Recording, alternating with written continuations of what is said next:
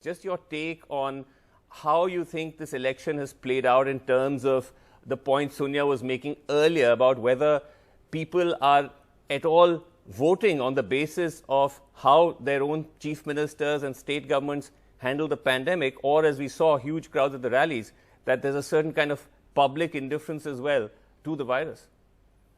I think people are voting differently in different states. There's some states where, for instance, look at Tamil Nadu. I don't think any big government, central government or COVID could have played a major role. On the other hand, you look at Bengal or Kerala, where probably, I think each state, don't forget, each state is almost as big as a European country. So, you can't expect the states to behave similarly. The opposition is different. The viciousness is different.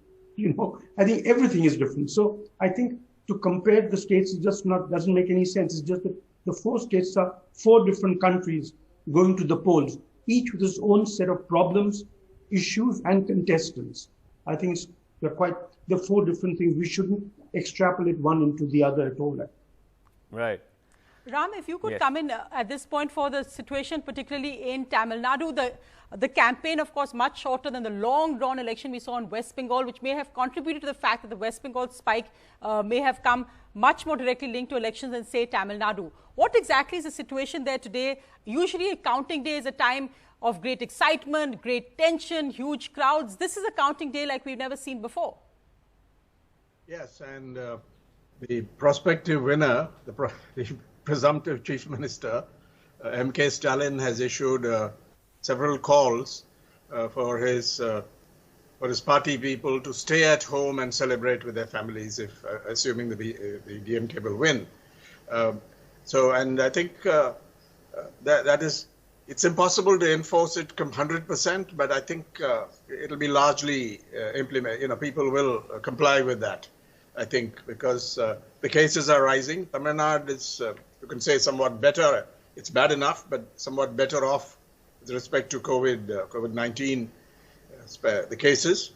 But oxygen is not in such shortage, neither in Tamil Nadu nor in Kerala, I believe.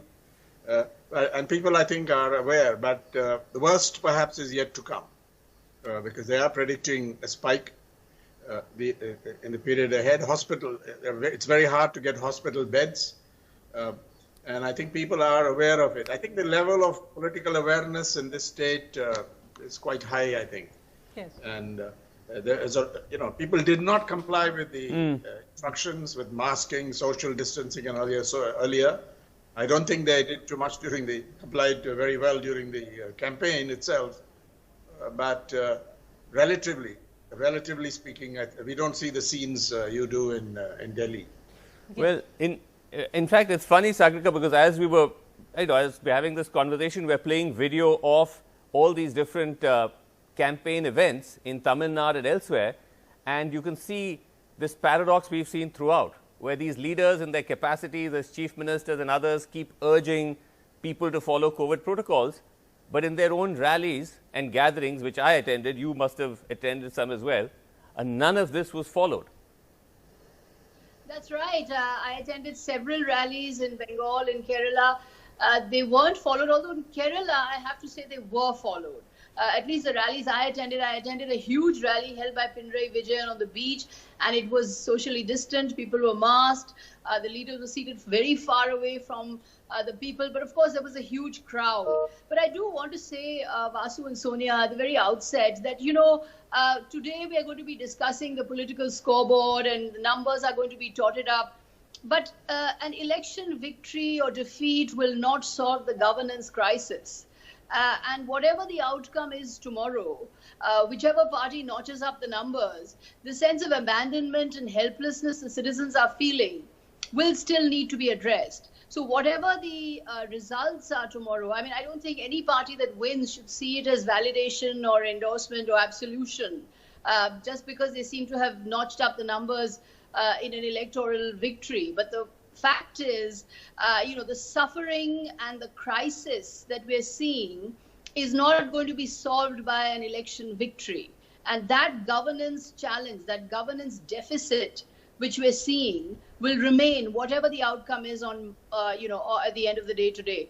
So I think that is something that, I think every political party should realize and not seek absolution and seek validation from simply totting up the right numbers on the election scoreboard.